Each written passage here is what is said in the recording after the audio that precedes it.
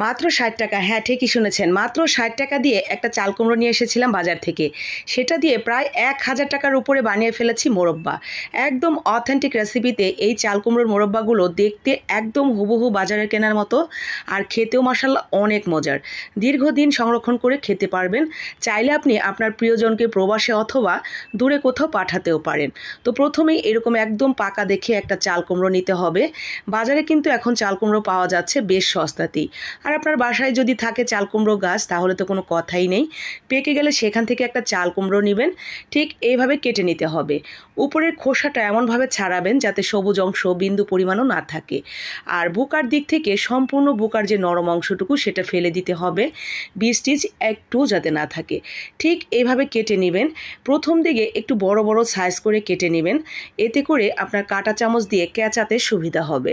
তো সবগুলো কাটা হয়ে গেছে, এখন আমরা বড় বড় করেই ফালি করে রেখেছি। এরপরে একটা কাঁটা চামচ দিয়ে ঠিক এইভাবে একটা লাইন মেনটেন করে একের পর এক লাইন ধরে ধরে এইভাবে কাঁটা চামচ দিয়ে কেচতে থাকবেন। লাইন মেনটেন করে কেচলে আপনার কাঁটা চামচ দিয়ে খুব সুন্দর হবে, ছিদ্রগুলো এলোমেলো হয়ে জায়গায় জায়গায় লেগে ছিঁড়ে যাবে না। আর এইভাবে লাইন ধরে যদি আপনি কেচতে থাকেন তাহলে খুব সহজেই হয়ে যাবে। একটা পাশ হয়ে গেলে বিপরীত পাশেও ঠিক একইভাবে লাইন ধরে এবং কর্নারগুলো আমরা কেচে নেব। ঠিক এইভাবে কেচাবো যাতে সব জায়গায় কেচানো হয়ে গেছে, নরম তুলতুলে কিন্তু একটু ছিঁড়ে যাবে না। তো সবগুলো কেচানো হয়ে গেলে আমরা পরিমাণ মতো বেশ কিছুটা পানি নেব, যতটা পানিতে ডুবে থাকবে। এরপরে এখানে নিয়েছি পান খাওয়ার ঝিনুক চুন। এই চুনগুলো বাজারে কিনতে পাওয়া যায়। মা চাচিরা নানি দাদিরা যে পান খায়, তো সেই পান খাওয়ার দুই ধরনের চুন বাজারে কিনতে পাওয়া যায়, একটা পাথর চুন, একটা ঝিনুক চুন। তো ঝিনুক চুনটাই নেবেন, ৫ টাকার একটা কিনে আনলে আপনি ২-৩ বছর বানাতে পারবেন।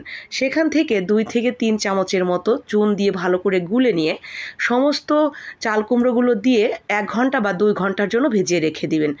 এরপরে দেখবেন এগুলো লোহার মতো শক্ত হয়ে গেছে।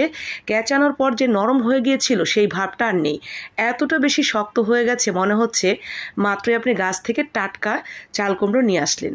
তো ২ ঘন্টা পরে ঠিক এইভাবে নলকার নিচে বা পানি দিয়ে আপনারা কলপারে নিয়ে বারবার পানি পাল্টে পাল্টে ঝাঁকিয়ে ঝাঁকিয়ে ধুয়ে নেবেন যাতে চুনগুলো বিন্দু পরিমাণও অবশিষ্ট না থাকে।